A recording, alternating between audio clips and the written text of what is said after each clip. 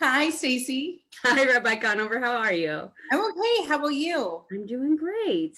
Good. I'm excited because today we are in our final week of counting the Omer, which means Shavuot is coming. And so Shavuot is that holiday where we celebrate receiving Torah at Sinai. And we have counted now, we've been counting 7 weeks. This is the seventh week in the counting. And so that is from the time of the second day of Passover all the way to Shavuot.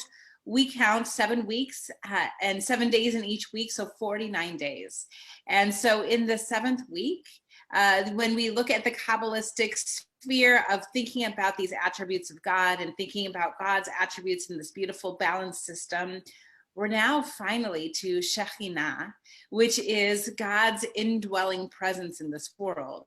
So what's interesting is that we, often talk about the Shekhinah. Shekhin means to dwell.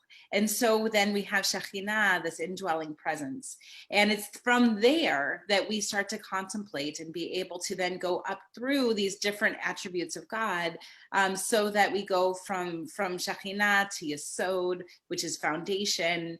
And then we go to Hod, humility, Netzach, splendor, and we continue to go up to Tiferet, harmony, and then we get to Gevurah, or judgment, and we get to Chesed, loving kindness, and we have these seven sefirot that are all beautifully balanced. There are also three more that are beautiful, like God's wisdom and God's understanding and God's infinite self, but those are so high, so unreachable, that I love that we have Shekhinah that says God's indwelling presence can be felt right here in this world by us.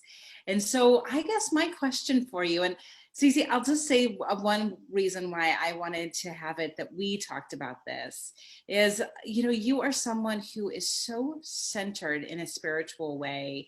I think about this so often with our staff, that you have this beautiful presence that I think really does display this feeling of, ah, you know, Cece's got this. And I think the way that that feels like that is that you just really have this spiritual center to you. So I would love to hear, just for you to share a time where you've really felt like either touched by the divine, or felt like that indwelling of God's presence in your life in a way that felt really tangible and helpful. Yeah, the thing that comes to mind, and I don't know if other people feel this way, but it was sort of a divine presence out of tragedy. A few years ago when there was the big shooting in a synagogue, and then Temple Sholem jumped in and had this really beautiful kind of impromptu service, and there were just so many people in our sanctuary. And I remember, I remember this very specific moment of sitting there and going, wow, like the feeling that overcame me in that moment of the peace that everyone needed and the community people were reaching out for. It was almost it was tangible in the sense I could see everybody, but I remember internally just feeling like, ooh, okay, this feels big and important and calming. And I think if I were to look at different moments in my life, the divine for me comes up a lot out of tragedy. I think, the way people support each other in those moments, and the way communities come together, I think that's when I see it in my personal life the most. And when I sort of have that beat where I can look around and go, this is the divine working through people, and this is what it's all about. Well, I love that too, because I think that the counter of that was when the tragedy happened, and that person perpetrated such just a horrific tragedy, that when that person was so far outside of the realm of being touched by the divine, so antithetical to anything that would be holy, and in fact perverting that kind of holiness that we could feel on earth.